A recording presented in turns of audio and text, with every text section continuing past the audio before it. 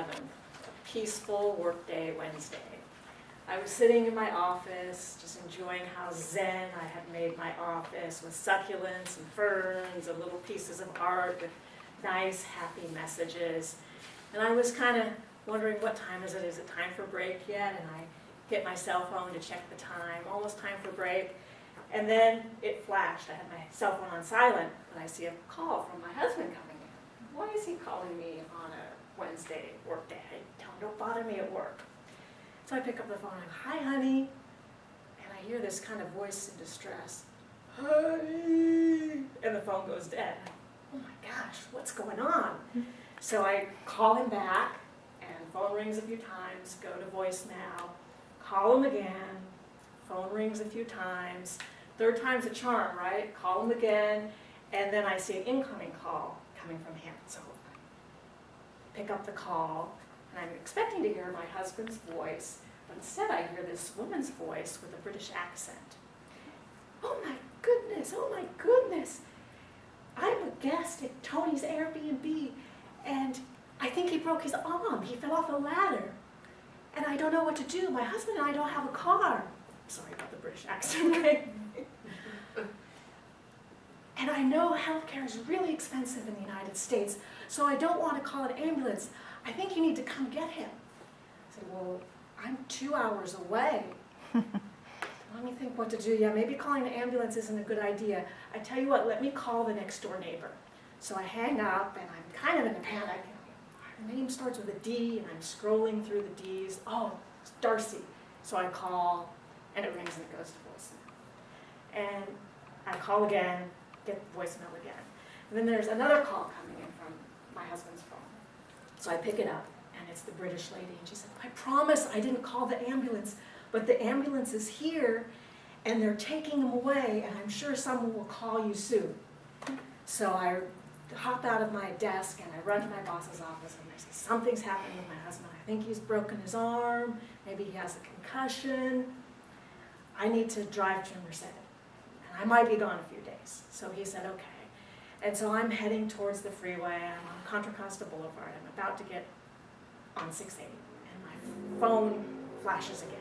So I pull over into the Target parking lot, and hello, hi, I'm a medical social worker, and we believe your husband has had a heart attack. And I said, I thought he fell off a ladder. Well, yes, we don't know if he had the heart attack and fell off a ladder, or if he fell off the ladder and had a heart attack. He seems to have dislocated his elbow, and he put it back himself. So he may have had a heart attack after that. But he says, you should drive very carefully on your way home. So I pull back out onto Contra Costa Boulevard, I get onto 680, and I'm like, oh my gosh, I forgot my blood pressure medication. It would be really irresponsible to leave town without my blood pressure medication, right?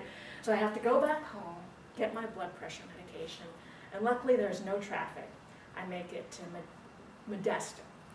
By the way, the social worker told me he's in Modesto, not in Merced where he had the accident.